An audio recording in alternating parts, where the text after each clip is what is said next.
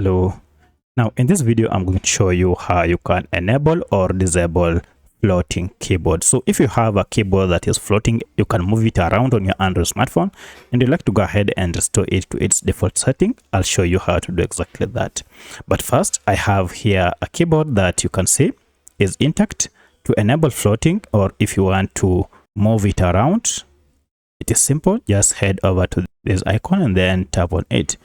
Now here you can see we have this option called floating. If I go ahead and tap on it, you can see now we have a smaller keyboard that is floating.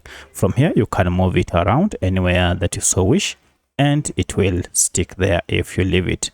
And now you can operate it from anywhere. Now should you find that you no longer need this floating icon, or you accidentally set your keyboard on your smartphone to float and you'd like to restore it, it is still simple. Just use the same method. First, head over to this icon again and then here choose floating again. Now, if you go ahead and tap on it, you can see your keyboard will be restored to its initial place. So that's how you enable and disable floating keyboard on your Android smartphone. If you have any other question, kindly let me know in the comment section. Otherwise, thanks for watching and let's meet in the next video.